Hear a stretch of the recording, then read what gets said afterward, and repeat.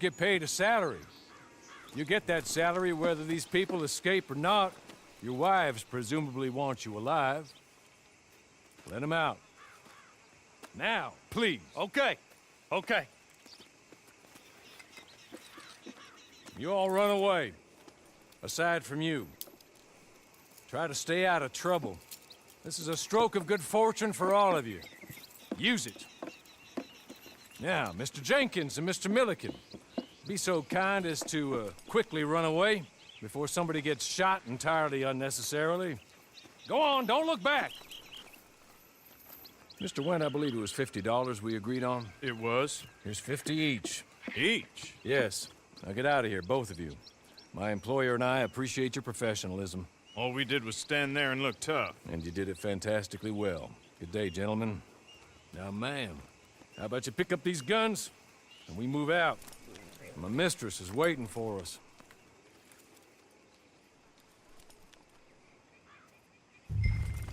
Come along. Then you better get on this horse.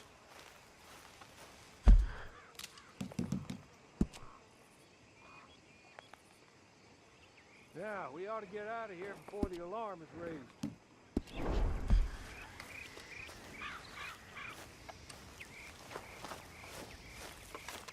It's not much of an animal, but I haven't got far to ride. Yeah, I waited on them moving you some weeks. I can wait a while longer. Can we go now? Okay. Ready? Wonderful. I hope you'll forgive the secrecy. My employer particularly values discretion. My name is Mr. Horley, by the way. 6 months at Sisika Penitentiary. Awaiting a hanging for a murder you did not commit. Must have felt a whole lot longer, my friend. You still seem strong, though.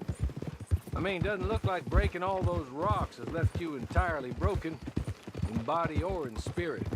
I hope I am right about that. Rounding you folks up, and those sham trials, they were a disgrace. Made a mockery of the rule of law. Still can't quite believe they got away with it. There's others convicted when you were. Came out breathing fire. Maybe you're like that too. Guess we'll see. Or maybe you just want to put it all behind you, forget you were in there at all. That would be fine, of course. He's just up here. There's the camp. Get your horse.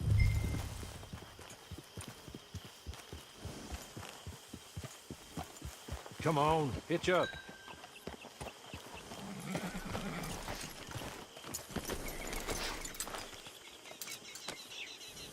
This way. She's anxious to meet you.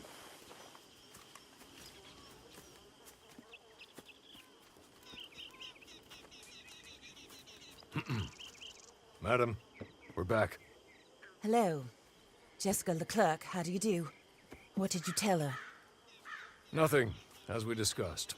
Thank you, Horley. I do hope we haven't inconvenienced you dreadfully. But seeing as you were due to be hanged in a week, I'm sure you don't object too strongly. I know you're innocent. Well, not perhaps exactly innocent, but not guilty of what you were accused. I know you and those who were with you that died were little more than patsies, and that you were set up by one of 3 men or a woman, possibly by all of them. I can't be sure, but that is all I know so far. And one of these people also made Mrs. Leclerc a widow. And I will avenge my husband's death, so help me God. But I will not avenge it upon them who did not cause it, or caused it unwittingly. Anyway, I'm sure this is all a touch confusing and melodramatic. Where are my manners? Horley, please show our guests to their tent and give them some fresh clothes to put on. Very good, madam. Then serve us both a little refreshment. Certainly, madam. This way.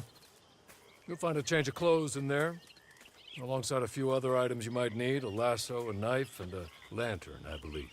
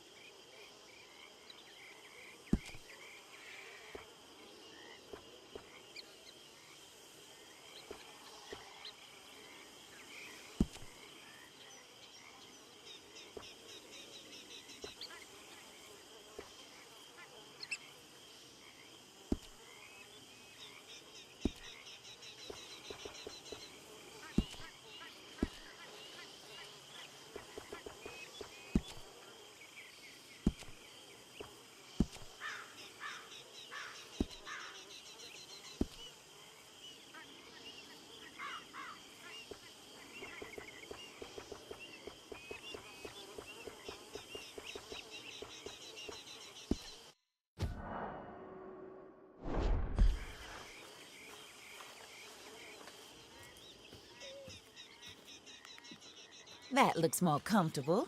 Hawley, Here, madam. your very good health. I suppose it beats dying, Mrs. Leclerc's husband was murdered by one of his business partners. And I intend to find out which one. Or rather, I intend for you to find out.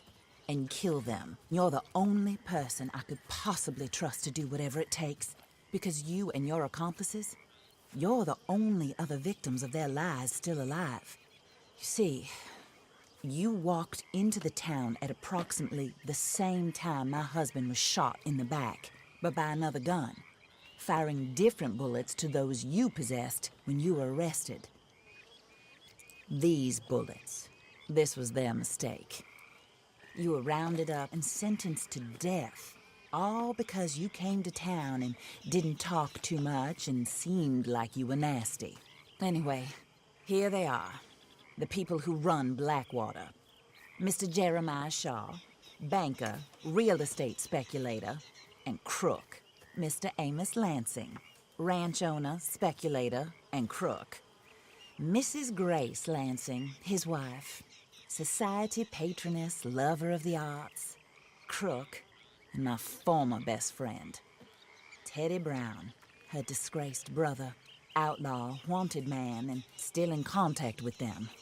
All I ask of you is your help in finding out quite what happened. Mrs. Leclerc would like to help you get back on your feet. Get back to work. Whatever your work may be, I don't judge. You want to rob? Rob. You want to save innocent folk? Do that as well. But you need me just as much as I need you. I think we all understand each other. I hope we do. Good. I look forward to rewarding you for killing those. My husband was a true believer in this country and in the West. He was killed for greed. Foul greed when there's quite enough for everybody. I don't care what your scruples are as to killing. I will take the full burden of that sin upon my shoulders. Goodbye, for now. Then Hawley, go introduce her to nice Mr. Cripps. I think you'll like Cripps well enough. He's long past his prime, of course, but he hasn't gone entirely crazy just yet. And he will help you, better than most of his ilk. Cripps! Get up! Hello, partner. Harley. This is your new boss. Oh, pleased to meet you, partner. J.B. Cripps at your service. We'll pay to get your camp established.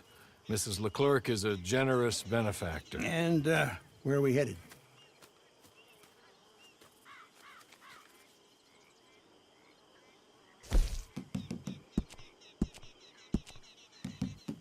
Oh, and, madam, while Cripps is establishing your camp, perhaps you can go to the station and see the clerk, then head to see Clay Davies. He's a horse thief and, not a terribly nice one. Then meet Cripps back at your camp. See you shortly, boss. Good luck.